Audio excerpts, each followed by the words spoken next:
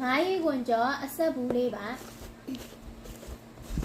အဆက်ဘူးလေးပါဒီလိုလေးလာပါတယ်ဒါလေးကတော့ဒါဒီမှာဗီဒီယိုရိုက်ပြရင်းနဲ့စားလိုက်ဗီဒီယိုရိုက်ပြရင်းနဲ့စားလိုက်မို့လို့ပါအဆက်အဘူးအပြည့်လေးလာပါတယ်ပါကေးချင်းလေးအပြည့်နဲ့ပါနော်ကျွန်းတော်သိန်းတွေရောငရုတ်သီးတွေရောကြက်သွန်ဖြူတွေရောပါပါတယ်အဆက်ဘူးလေးပါအဆက်အရင်တားအဆက်ကြီးလည်းမဟုတ်တယ်လို့မဆက်တာလည်းမဟုတ်ဘူးစားအဆက်အရသာလေးလည်းတော်တော်လေးကောင်းတယ်နော်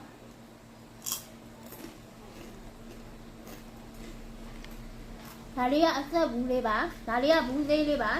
ဘူးကြီးလည်းရတယ်ဘူးသေးလည်းရပါတယ်ပထမဗီဒီယိုတွေမှာစားပြတဲ့ဒါလေးကအချိုဘူးလေးတော့ပါနော်ဒါအချိုဘူးလေးအပြည့်ပါတယ်နော်ဒါကမှစားပြရင်နဲ့ဒီမှာဒီလိုမျိုးဖြစ်သွားလို့စားလို့ကောင်းပါတယ်ဒါအချိုလေးပါ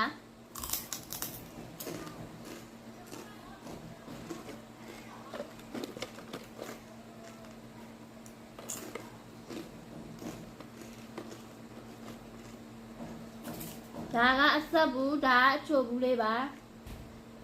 စားခြင်းရင်မတ်သူသာစီမှာဝယ်စားလို့ရပါပြီဂုံဝါထုတ်တဲ့9ခွန်ကျော်ဘူးလေးပါနော်တက်ရှင်လက်ဆက်ပါတယ်စားလို့လည်းကောင်းပါတယ်မခါလည်းမခါပါဘူး